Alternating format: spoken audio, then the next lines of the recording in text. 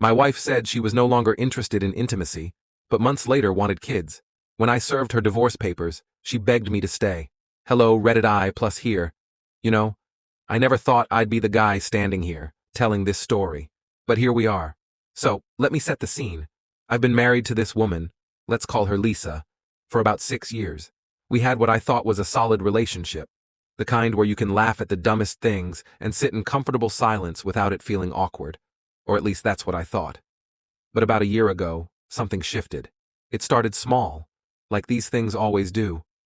She started pulling away, not physically at first, but emotionally. Conversations felt hollow. You know that feeling when someone's just there but not really present? That was Lisa. I'd ask how her day was, and she'd respond with one-word answers, staring at her phone like it held the secrets of the universe. Then one night, she drops the bomb. She says she's no longer interested in intimacy. Just like that. No build-up, no warning. I remember laughing awkwardly, thinking it was a joke. But nope, dead serious. She said she felt disconnected and needed space. I tried to dig deeper, tried to understand, but all I got was a wall of vagueness. So I gave her space. I figured, maybe it's stress. Work's been rough for her after all. But weeks turned into months, and nothing changed. No hugs, no kisses, no connection.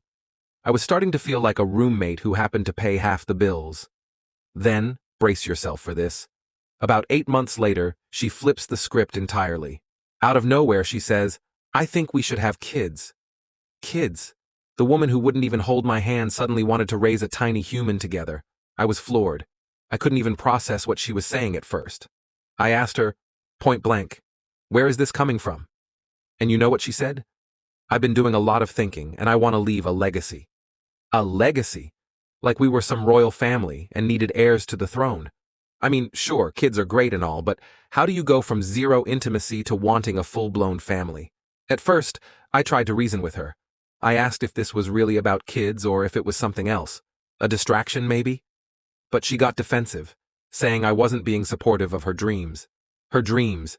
It felt like she was trying to guilt-trip me into agreeing, like I'd be the bad guy if I said no. So, I did what any rational person would do. I took a long, hard look at our relationship. And let me tell you, it wasn't pretty. All those months of feeling unwanted, those nights I spent wondering what I'd done wrong, it all came flooding back. And I realized, this wasn't about kids. It wasn't even about us. Lisa wanted a band-aid for a relationship that had been bleeding out for months. That's when I made my decision. I called my lawyer, drew up the papers, and served them to her the very next week. I can still see the look on her face when she opened that envelope.